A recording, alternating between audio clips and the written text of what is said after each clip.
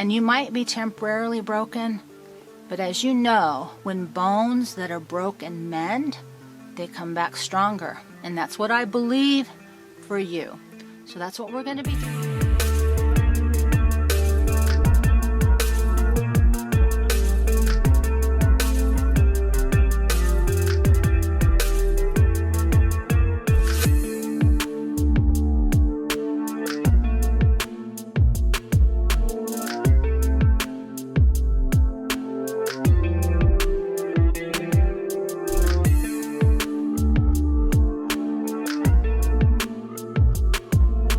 Well, it's been a little bit, but it's time for another video. If you've taken just a brief look around the site, you'll see that I've been making some changes. And the biggest change that I'm here to make is to really identify a specific audience that I'm speaking to on a specific topic that I'm speaking about. I've never done that before, maybe except for a brief stint with my Nomad RV off-grid videos. So, for those of you who have spent time with me and wanted me to share my personal life and wanted me to talk about what's really going on with me, you'll just have to watch the old videos, because if you watch them, you'll learn we never really talked about a lot of what was really going on. So today I want to do the official transition into Jill's journals. Here we go.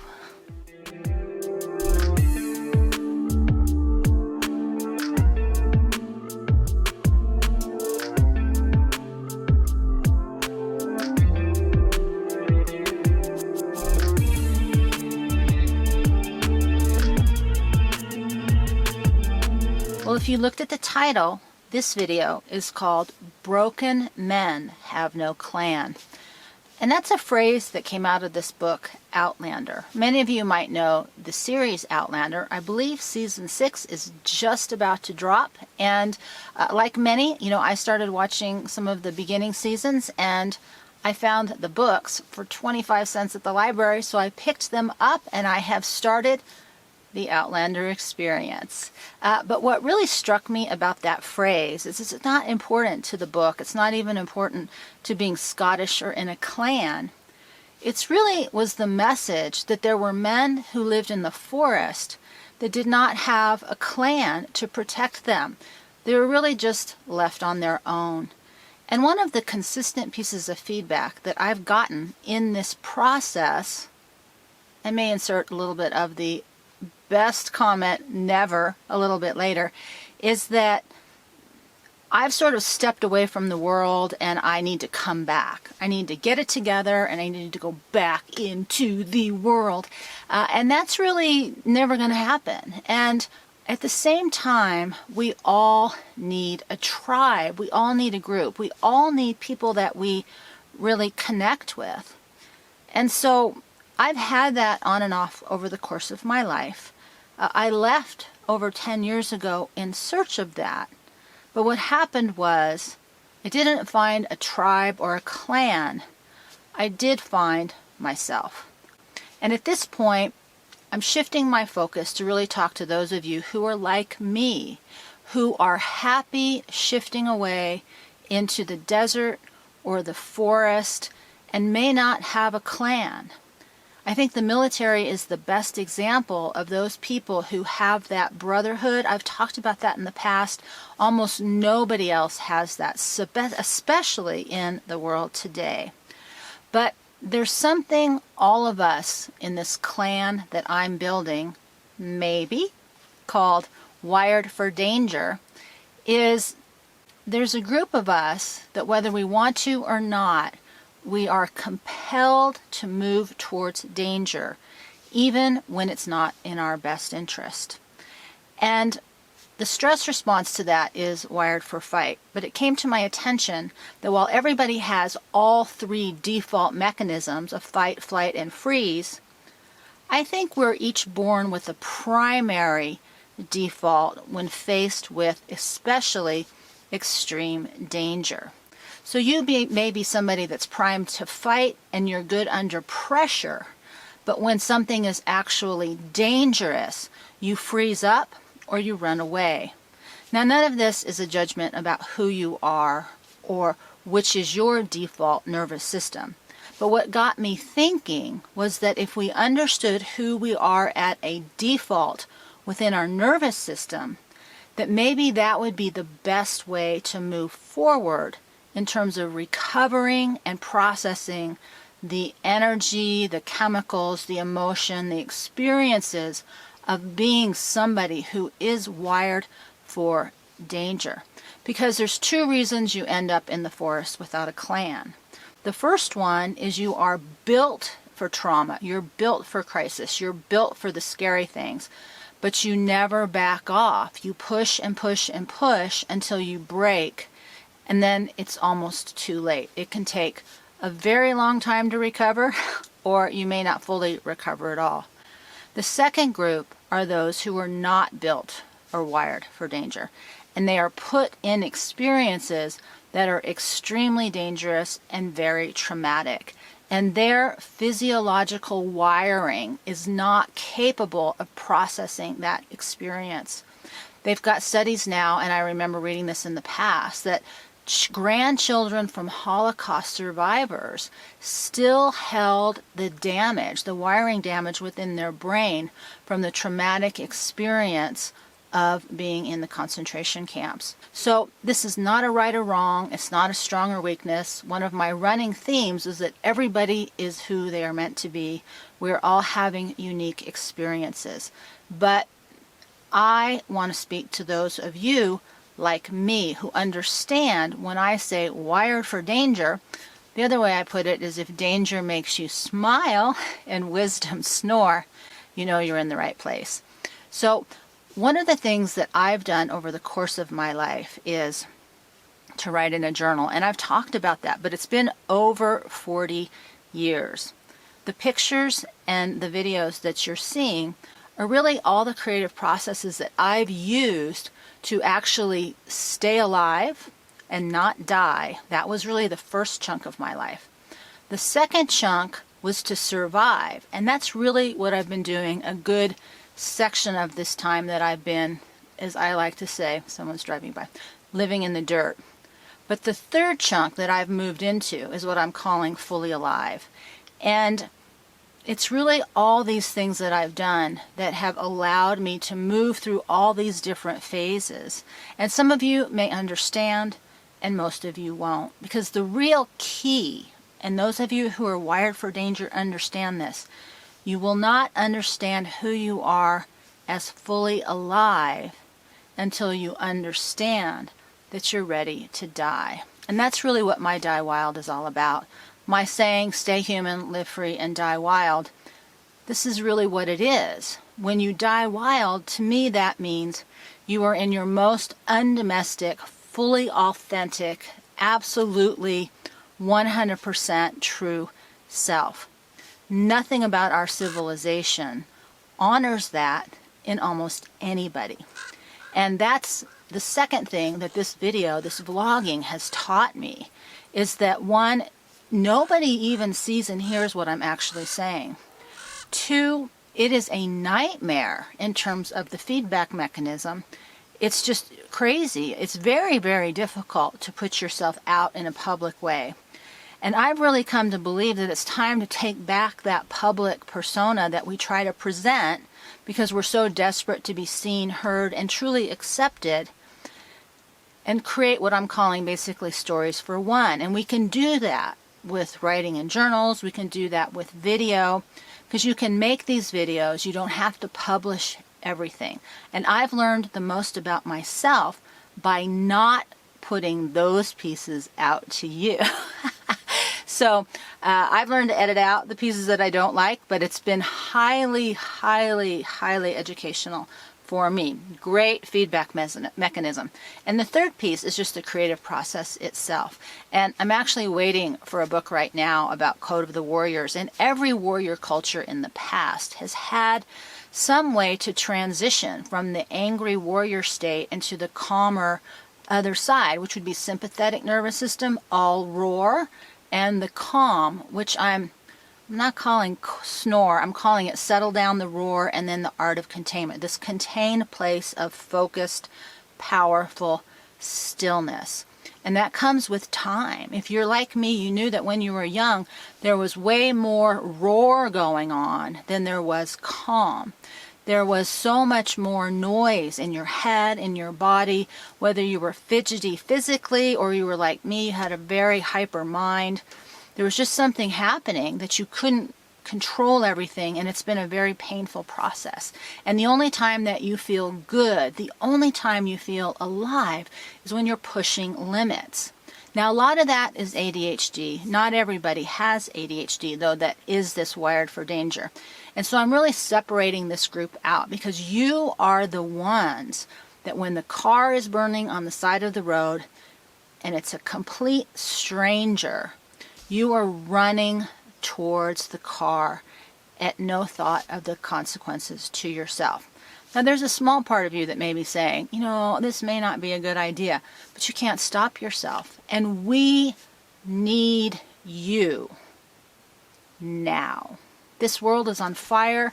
There are so many things coming that we won't be able to control.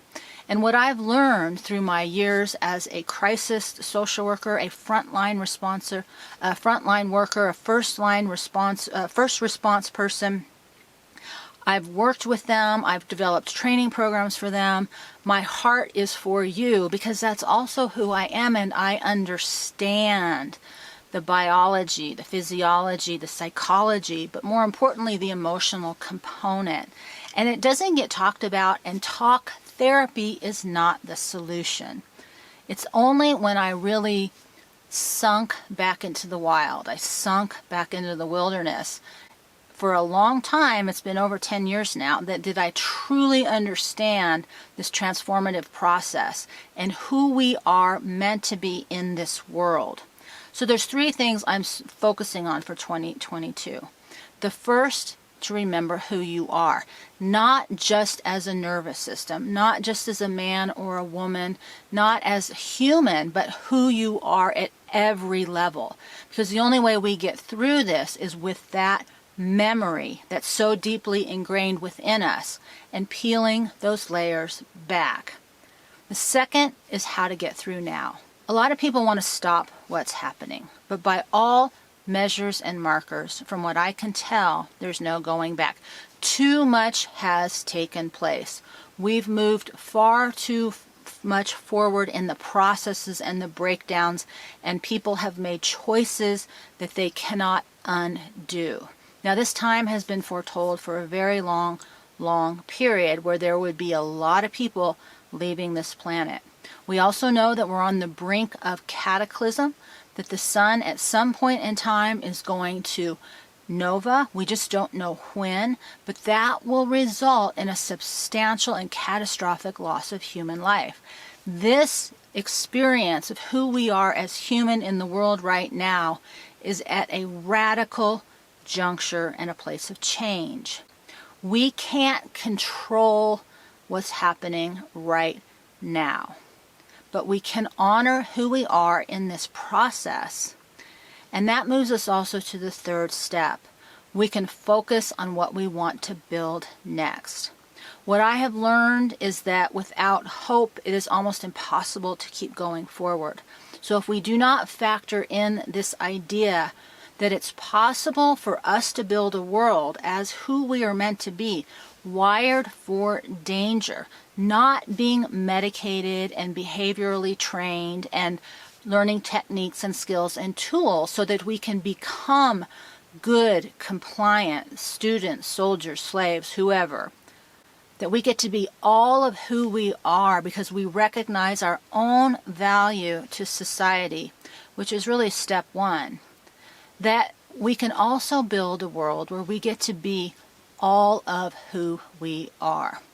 I've been making the joke with myself about lions and bison and clans, oh my, because the things that pull me are the lion and the lion pride, the bison and the buffalo. I remember reading, I think it was Crazy Horse was talking about in his biography of what it felt like to run in the pack of buffalo on the back of a horse, not with a gun, but with a bow and arrow and a spear, and what that felt like, that power, that rush. And I thought, you know, that is the kind of thing I know I was built for. That's when I feel most alive. But I also know I can't live there 24/7. And that's really where the clan piece comes in. Because I also have come to trust and understand that the power of human is not in our isolation. Now, there's times to be solitary, and there are people who like a lot of solitude. But what I truly have come to understand and believe is that for people like us, wired for danger, we have so much value that we can bring to the group, the tribe, the clan. But we can't do everything, and we can't be everything, and we can't function at every level and be successful in society. You know, people who have neurodivergent, neurodiversity brains, which is about 1 in 5, which is a lot higher than I thought, they really struggle. And there's a lot of talk about accommodation and understanding, and I don't think that's the right conversation. I think the right conversation is, what value do I bring to the world, and how do we build a world that includes all of us? So that's just an introduction about where we're going. We're going to focus on journaling. I'm going to be doing something different with this journal process than you probably have seen on a lot of different channels. I'm going to be talking about the vlogging video experience and how to really optimize that for your own personal story and how that can benefit from you, not how to get likes and views. And 3, the creative process itself. And that's what we're going to be doing here. But more importantly, I have found my home off of YouTube. So there's Patreon for those of you who want to support this process. And on Patreon, you will be getting more of the personal stuff that I've shared in the past. But you'll also be getting a subscription to a Substack newsletter podcast that will be coming out starting today. So what that's going to be is it's going to be once a week now, but I'm going to move up to 3 times a week, and I'm going to focus specifically on those of you like me who are wired for danger and want to understand more about yourself. Not how to be dangerous, not how to fight, not how to do the stuff you're already good at, but the other piece of that puzzle, which is really all the times when you're not in full go mode. All the times where the roar is taking over and you need a way to step it back. All the times where the roar is getting you into trouble and you ending up out in the forest by yourself without a clan. It isn't about healing and going back and performing and becoming part of that world. I will never go back, and I will never encourage you to go back. It is about understanding who we are in all ways, how we can serve now, how we can stay recovered and not burn out from the trauma and the crisis and the chaos that we are just going to see an exponential blossoming of. But more importantly, how we can build something that is next, and so that we can build the kind of clan that includes us, and that we support you and you support us, and everybody wins. That's the real model for what I believe is next. The win-lose model, the conquer, the control. That is the old way. The new way forward will be, how does everyone become uplifted? Not by changing, complying, conforming, becoming less so you can feel like you're more, but how do we all become more of who we are and find a way to integrate that with each other in a way that all life wins. Not just a few humans or whatever sitting at the top. So that's where we're going. It's nice to be back. I hope you enjoyed the slideshow of bits and pieces of my past. I wanted to show that because we all have very complex pasts, and we all have complex experiences. And I think one of the things I've noticed with some of you who are my critics is that you don't understand how much life experience I have, and that you want to put me in a tiny little box of just some person who sits out here in the dirt. Nothing could be further from the truth. I love how I live. I love who I am. And I believe in who we are as wired for danger. And one of the greatest gifts I have is the ability to see the beauty in the broken. And you might be temporarily broken, but as you know, when bones that are broken mend, they come back stronger. And that's what I believe for you. So that's what we're going to be doing here and at the newsletter and at Patreon. And so with that, my friends, we're going to take a deep breath, and barring nothing really big happening out in the world, I will see you next time. Oh, links below.